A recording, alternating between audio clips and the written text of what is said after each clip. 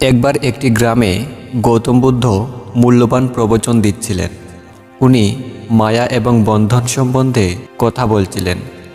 উনি বলছেন যে মানুষের সবচেয়ে বড় দুঃখের কারণ হচ্ছে মায়া। নিজেকে কোথাও বেঁধে রাখা হলো মানুষের দুঃখের কারণ। যেখানে মায়া থাকবে সেখানেই বন্ধন থাকবে, সেখানে দুঃখ অবশ্যই থাকবে। তাই নিজেকে এইসব থেকে দূরে রাখুন। উপদেশ দিয়ে বুদ্ধ ফিরে গেলেন। পরের দিন এক ব্যক্তি বুদ্ধের কাছে গেলেন এবং বললেন, হে বুদ্ধ, আমি জানি যে গতকাল আপনি যে উপদেশ দিয়েছিলেন তা আমার জন্য দিয়েছিলেন। আমি আপনার দেওয়া উপদেশের অর্থ বুঝতে পেরেছি। সেজন্য আমি সমস্ত মোহ মায়া বন্ধন ত্যাগ করে আপনার কাছে চলে এসেছি। দয়া করে আপনি আমাকে শিষ্য বানিয়ে নিন। এখন আমার উদ্দেশ্য কেবলমাত্র সত্যকে জানা। তারপর গৌতম বুদ্ধ ব্যক্তিটির দিকে তাকিয়ে মুচকি হাসলেন এবং বললেন, আপনি কোন কোন বন্ধন ত্যাগ করেছেন? তখন ব্যক্তিটি বলল, আমার ঘরে আমার মাতা পিতা, আমার স্ত্রী এবং ছোট্ট একটি বাচ্চা আছে। আমার স্ত্রী প্রায়শই অসুস্থ থাকেন। আমার জীবনে অনেক দুঃখ ছিল যতক্ষণ না পর্যন্ত আমি আপনার উপদেশ শুনেছি। কিন্তু এখন আমি বুঝে গেছি যে আমার মাতা পিতা, স্ত্রী এবং সন্তানের সঙ্গে মায়া ও বন্ধনের কারণেই আমার এত দুঃখ। যখন আমি আমার স্ত্রীকে অসুস্থতার কারণে কষ্ট পেতে দেখি তখন আমার অনেক দুঃখ হয়। আমি কখনো কখনো ভাবতাম যদি সে মরে যেত তাহলে তার কষ্ট কমে যেত।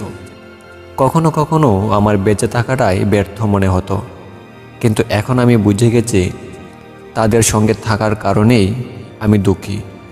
তাই আমি সবাইকে ছেড়ে আপনার শরণে চলে এসেছি।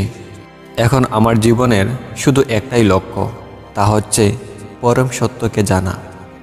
তখন গৌতম বুদ্ধ বললেন, তুমি কি সত্যিই সবাইকে ছাড়তে রাজি আছো? ব্যক্তিটি বলল, হ্যাঁ বুদ্ধ। বুদ্ধ আবার বললেন, তুমি কিছু ভুলে যাচ্ছ না তো? কোনো পুরনো সম্বন্ধ? ব্যক্তিটি বলল, আমি কিছুই ভুলিনি, সব কিছুই ছেড়ে এসেছি। আমি আমার পরিবারকে ত্যাগ করে দিয়েছি তো দিয়েছি, এখন পিছন ফিরে আমি কখনো দেখব না। তারপর বুদ্ধ বললেন, ঠিক আছে, আজ রাত তুমি বিশ্রাম নাও, আগামীকাল সকালে এসে আমার সাথে দেখা করো। ব্যক্তিটি সমস্ত রাত আশ্রমের নানা বস্তু দেখে ভাবতে লাগলো, আমি আজ পর্যন্ত শুধু নিজের সময় বরবাদি করেছি। এখন সে মহান কার্যের অংশ হতে যাচ্ছে যা বুদ্ধ নিজে পরিচালনা করেন। বুদ্ধের কৃপায় তার জীবনের সঠিক উদ্দেশ্য প্রাপ্ত হয়েছে। পরের দিন সকালবেলা ব্যক্তিটি বুদ্ধের নিকট গেলেন এবং বললেন, বলুন আমার জন্য কি আদেশ আছে? বুদ্ধ বললেন, তুমি পূর্ব দিকে যাও। সেখানে একটি গ্রামে তুমি একজন মহিলা দেখতে পাবে। সে তোমাকে যা দিবে তুমি তাই নিয়ে চলে এসো। তারপর ব্যক্তিটি পূর্ব দিকে রওনা দিল। পথে প্রচণ্ড রোদ ছিল। তার খুব ক্ষুধা লেগেছিল। অনেক দূরের পথ, তাই সে খুব ক্লান্ত হয়ে পড়েছিল। ব্যক্তিটি চলার সময় ভাবতে লাগলো, এখন যদি আমি ঘরে থাকতাম, এই প্রচণ্ড রোদের বদলে কত আরামে থাকতাম আর ভোজন করতাম। ভাবতে ভাবতে সে গ্রামে এসে পৌঁছল। সেখানে পৌঁছে সে মহিলাটিকে দেখতে পেল। উনি খুব সুন্দরী ছিলেন। সে তাকে দেখতেই থাকলো। মহিলা ব্যক্তিটিকে বলল, আপনি ভেতরে আসুন, আমি জানি গৌতম বুদ্ধ আপনাকে পাঠিয়েছেন। আপনার খুব ক্ষুধা পেয়েছে বোধ হয়, আপনি বসুন, আমি আপনার জন্য ভোজন পরিবেশন করছি। তারপর তিনি ব্যক্তিটিকে ভোজন দিলেন। ভোজন দেখে সে অত্যন্ত আশ্চর্য হয়ে গেল। পথে সে যে ভোজনের কথা চিন্তা করছিল ঠিক সেই রকম ভোজনই সে সামনে দেখতে পেল। ভোজন করার সময় ব্যক্তিটির নজর মহিলার পায়ের দিকে পড়ল। উনার পা অত্যন্ত সুন্দর এবং কোমল ছিল। তখন মহিলা বললেন, বুদ্ধের চরণ খুব সুন্দর, উনার চরণে যে স্থান পেয়ে যায়, তবে অন্য কারোর চরণের কোনো প্রয়োজন নেই। তা শুনে ব্যক্তিটি তার নজর নিচে করে নিল। তারপর ভোজন শেষ হওয়ার পর ব্যক্তিটি মনে মনে ভাবল, ভোজন তো শেষ হয়ে গেল, এখন যদি একটু বিশ্রাম করতে পারতাম তাহলে খুব ভালো হতো। মহিলা বলল, আপনি ভোজন করলেন, এখন একটু বিশ্রাম করে নেন, আমি আপনাকে পাখা দিয়ে বাতাস করছি। তা শুনে ব্যক্তিটি অবাক হয়ে গেল আর ভাবল, তা কি করে সম্ভব? আমি যা কিছুই মনে মনে ভাবি তাই আমার সঙ্গে ঘটে চলেছে। তারপর সে একটি চাদর বিছিয়ে আরাম করতে লাগলো। এবং মহিলা তাকে বাতাস করতে লাগলো। সে চুপি চুপি মহিলাকে বারবার দেখতে লাগলো। কখনো সে তার চেহারা দেখে, আবার কখনো পায়ের দিকে তাকায়।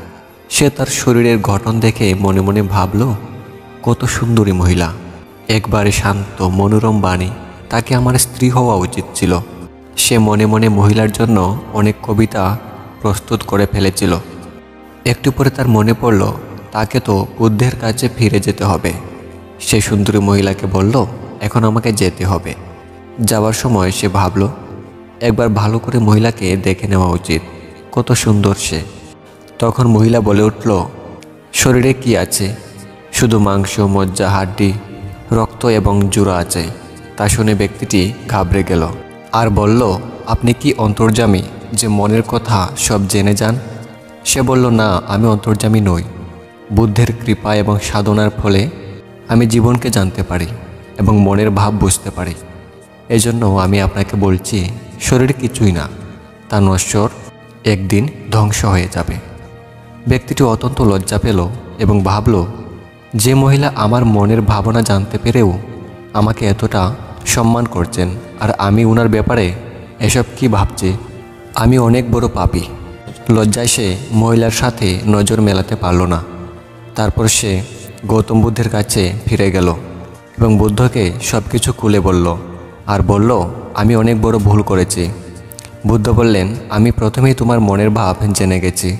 এখন তুমিই বলো, তুমি কি বন্ধন থেকে মুক্ত হয়ে গেছো? ব্যক্তিটি বলল, আমি তো আপনার কথা অনুসারে সমস্ত মোহ বন্ধন ত্যাগ করে দিয়েছি। আমার মোহ আমার পরিবারের জন্য ছিল, যাদের আমি ছেড়ে চলে এসেছি। তখন বুদ্ধ বললেন, বাইরে থেকে আমরা বন্ধন ত্যাগ করলেও আমাদের ভেতরে মোহ থেকে যায়। তাই তুমি পরিবারের সঙ্গে তো বন্ধন ত্যাগ করে ফেলেছ, কিন্তু আজ তুমি অন্য এক বন্ধনে আবদ্ধ হওয়ার কথা চিন্তা করেছিলে, যার জন্য তুমি নিজেকে পাপী ভাবতে লাগলে। ব্যক্তিটি বলল, বুদ্ধ, আপনি ঠিকই বলেছেন। আমি শুধু আমার স্ত্রীর কাছ থেকে রেহাই পেতে চাইছিলাম।